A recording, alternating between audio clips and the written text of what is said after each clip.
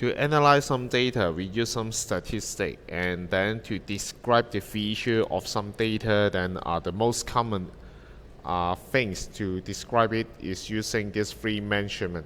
The first one is the mean, which means that the average. So by common sense, the average means the total of the values, and then divided by number of values. So therefore, in this case, we are talking about 2 plus 2 plus 7 plus 9 plus 10 plus 12 plus 14. And then divided by how many number here? 1, 2, 3, 4, 5, 6, 7. 7 of them. Then we get 8 is the mean of this data. That means on average, the value of each data should be around 8. Afterward, we talk about the most common value is mode. That means we want to know among this value which one is the most common. So obviously 2 appear twice while others only appear once. So that's why we say that the mode is 2. Sometimes maybe there are more than one mode. Then we just list out all the values that it is the most common. Alright, finally, we are talking about the median. Median, that means we make sure that it's arranged in ascending order. In order first. Afterward, we are talking about the value of the middle one. So among the 7 data here, we try to separate them to 2 different parts. And then we find that it's really one number, stay at the middle. That's why in this case we say that 9. The middle value is 9, that means the median is 9. All these 3 values give the approximate position of the data. Is that group of data, is that high value or low value or middle, something like that. But moreover, other than the position of the data, we would like to know, is the data separate wisely, or is the data very stable or concentrated in certain value. That's why we want to measure the dispersion, and then we invent 3 methods. Some of them are easy, some of them are more precise to describe is this data separated widely or they are highly concentrated. So the first one is called the range. By definition, we just simply say that, oh, is that spread widely? We just consider the largest one and the smaller one and count the differences.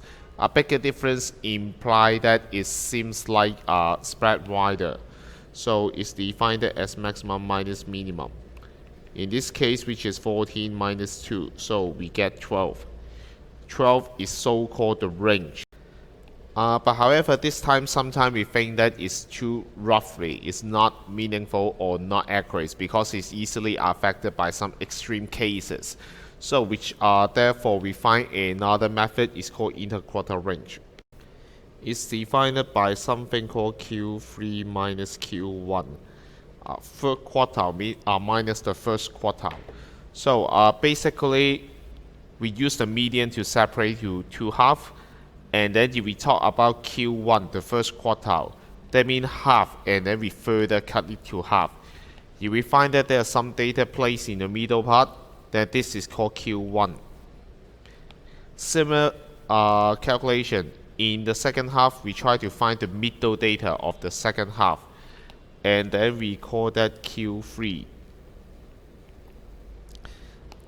In some data, we just simply consider it seems like a bar, and then we first cut to the 2 halves, and then each part we further cut it to 2 parts. So we have the minimum data, we have Q1, we have Q2, which is the median, and then Q3, and then maximum. Just now the range, we are talking about this distance. But now for IQR, we are talking about the difference between Q1 and Q2 only. This is called IQR.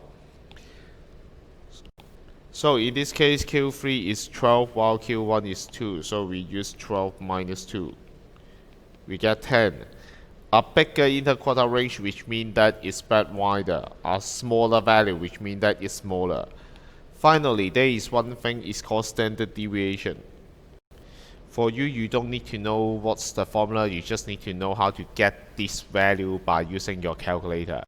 Generally, it is a measurement about how it's diverse, the same as R2, but it's considered as more precise, more meaningful.